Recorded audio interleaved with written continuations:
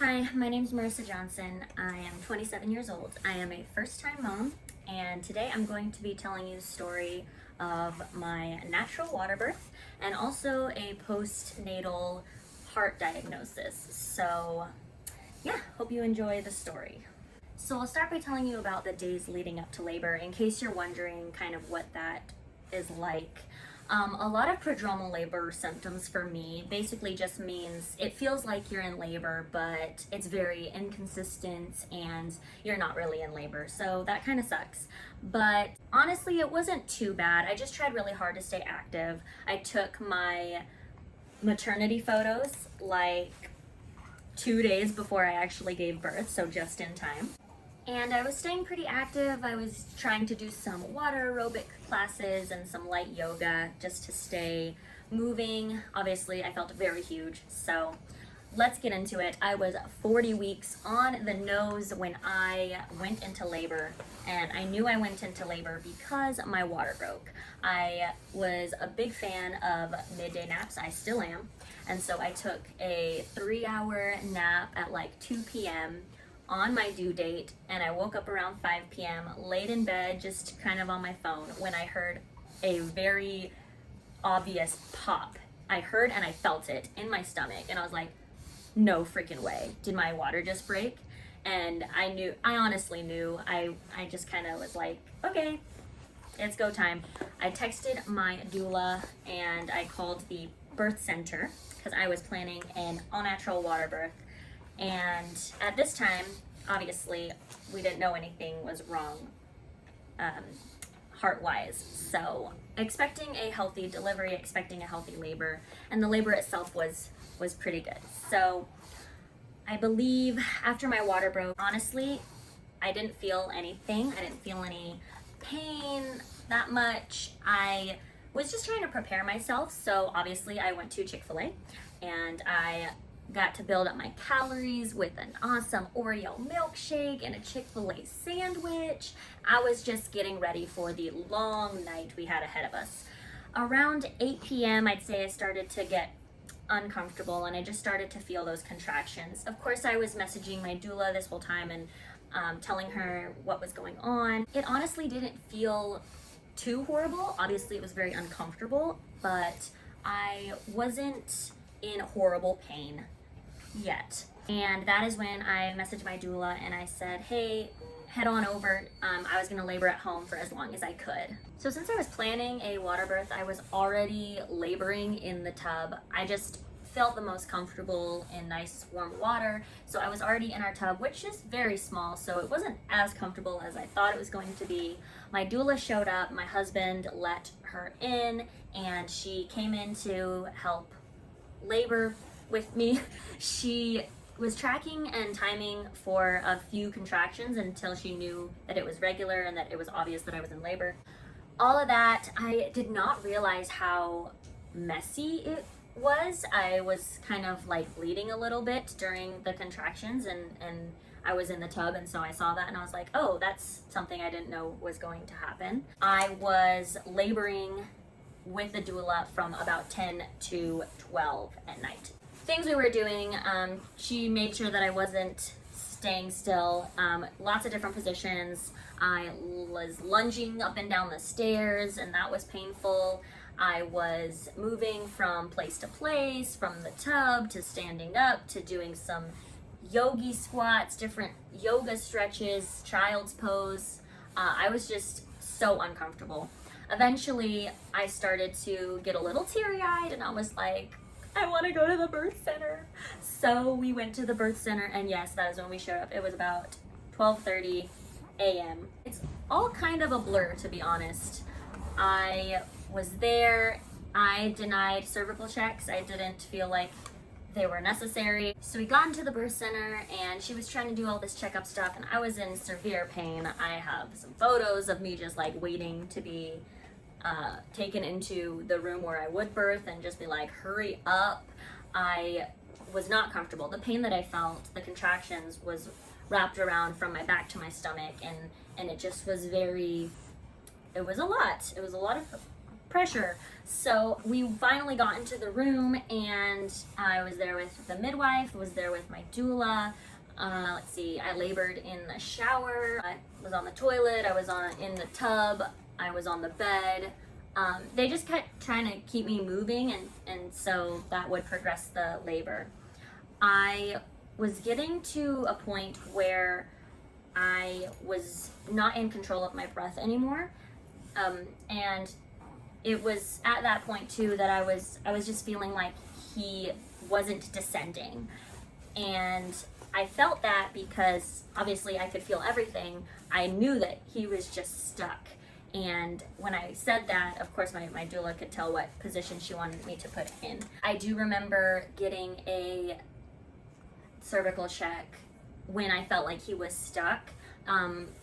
They said that it might help me just to know where I'm at, and honestly, I was in so much pain at that point that I didn't really care. I was nervous about cervical checks because I didn't want them to be, more uncomfortable, but I was in so much pain that I was just like, whatever, I don't care. So I did do a cervical check that said, obviously, I was at a 10, and I was like, yeah, I better be, and that is when I accepted the laughing gas. And that was a lifesaver. If you are doing a natural water birth, and that is one of the things that is available to you to help during your labor, definitely recommend, especially if you feel like you're getting out of control of your breath, because I was definitely I was losing it. I was very loud. I was screaming with every contraction, and it was painful. And so once I got that, it's like basically this big tube that you breathe through. It helped me like bite down on it so that I could control my breath. So I was like breathing, and it just helped so much. And that's when it really picked up. So that just helped me calm down. I was so tired. I was squeezing my husband's hands and my doula's hands like every time. And it's all kind of a blur. I just remember how messy it was. It took about 5 hours from the time that we got to the birth center to actually having him. And I remember laying in the tub, and I had turned on my left side, and I remember breathing with every contraction. I remember the midwives and my doula being like, okay, his head's coming, do you want to feel? And I was just like, no, like I am busy concentrating, like I don't care.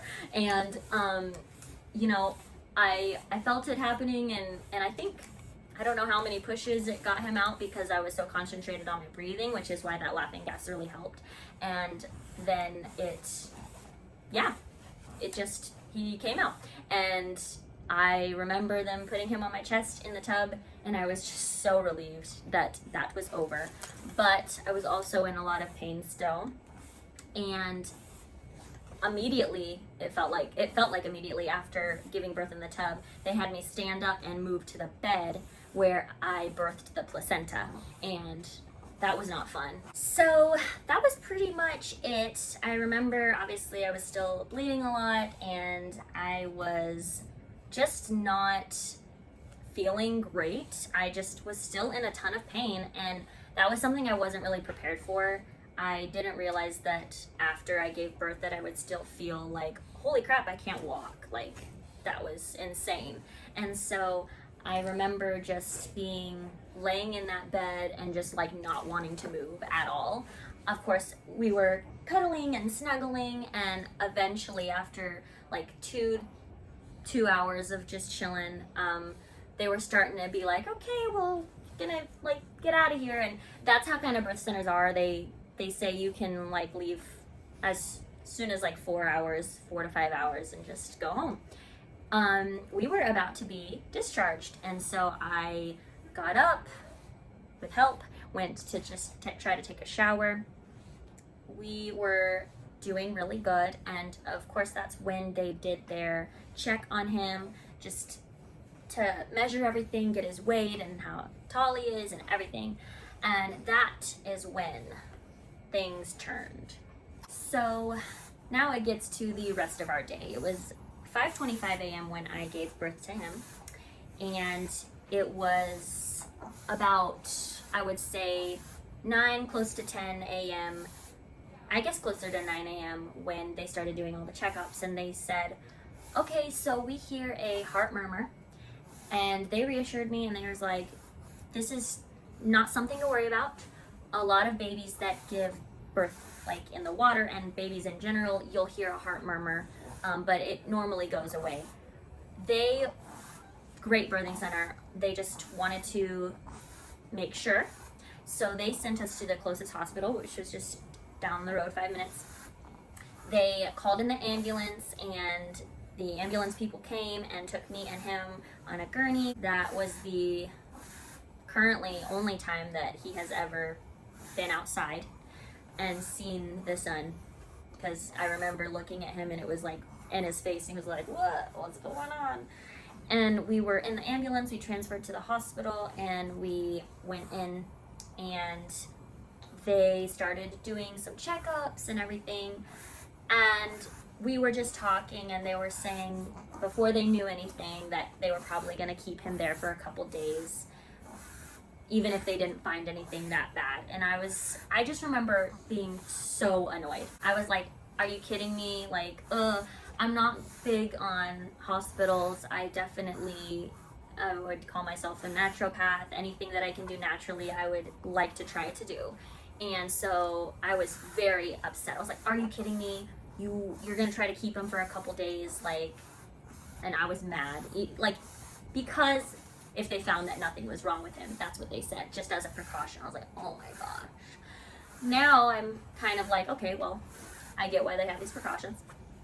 While I was there, they had a lactation consultant come and show me how to pump, because they needed me to be pumping for him, and it's COVID years, and so they had these crazy rules of, well, there's only supposed to be one parent here, and you guys aren't even supposed to be here together. And I just remember, and I was just like, you guys are rude, like, seriously, come on. And so I had gone with a lactation consultant. She was going to show me how to pump, because it was going to be starting out pumping. I do want to say, I forgot to say, I did get to breastfeed him immediately after birth for about 30 minutes. And he had a really good latch, and it was really awesome. And so that was the only time so far that he's been able to do that. And so that was a good part of after I gave birth while we were chilling.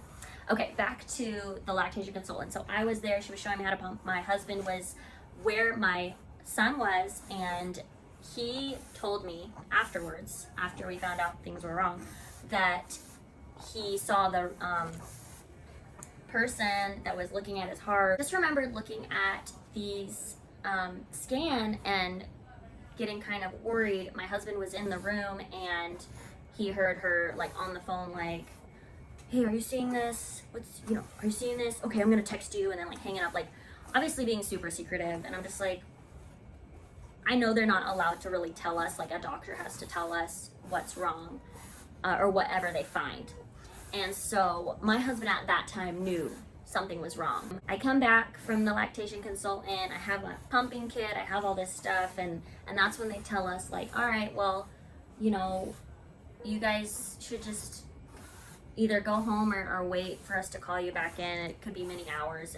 And I was being wheeled around in a wheelchair, and I wasn't feeling great. And so we were just like, okay, well, this really, really sucks. Like, I just birthed my son, and the hospital over there is like saying like, all right, well, get out, because of their dumb 1 hour rule or whatever. And I'm just like so fed up. And we decide we're gonna just head home. And basically right when we get home, at that time it's like 5 p.m. we get the call from the doctor. He proceeds to explain that there are some very serious problems with Mikey's heart. They're a little stumped at why this wasn't caught during the pregnancy. And I'll tell you that the last ultrasound that I had before I gave birth was at 20 weeks when they did the anatomy scan. People are still shocked as to why nothing was seen on that anatomy scan. And this was also right before I changed providers, so it was a different place before I changed to the birth center where supposedly everything was fine. So the doctor calls us on the phone. He says, this is too complex of a situation for us, and we need to transfer him to Phoenix Children's Hospital, which is where we are now. And luckily, that's just down the road from where we live. And so we just said, okay, well, send them over and we will meet you there. And the rules here are, hi. The rules here are so that we can be here 24/7, which is amazing. And when we got here, it was about 7 p.m. at night. Honestly, I don't remember who we talked to at all. It all kind of, the end of that day was a blur. It was a real blur. I think I was so emotional that I just didn't know what was going on. This is kind of, my brain just kind of deleted it. This was 5 months ago. And it wasn't a very fun time. Sure, they told us to go home and get some rest. Like, yeah, right, like we could. I was still, I know, I was still being wheeled around and on a wheelchair, and I definitely moved way too much, more than I should have, having just been given birth. But I had no choice, obviously. So that is when we found out, either that night or the next time, and they just kind of told us what was going on. We met with the team of doctors and surgeons, and at that time we were just so like, what is going on? And all I could grasp was his diagnosis.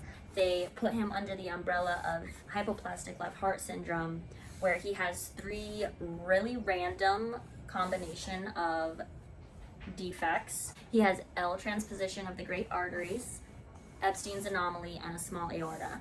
And so, yeah, that was August 6th, 2021. And that is the story of my birth and the day of his birthday and kind of this postnatal diagnosis. I remember them calling us, trying to figure out why this diagnosis was missed. And to this day, I don't know if we ever got an answer, except that, you know, it just was. I just wanted to share that story about my water birth. The birth itself, I can't complain. I didn't have too many issues, except that, man, that kind of sucked. And yeah, I did it. I birthed my baby. He had his first heart surgery at 2 weeks old, and he had another heart surgery at 3 months old, and he had a diaphragm surgery at 4 months old, 4.5. And we have not left the hospital yet, but I'm hoping that we've turned a corner and started trending upwards. I will be making more videos about our journey, everything I'm learning, and when I'm in good mental health, and I'd love to just share what's going on to help inform you and or just spread awareness.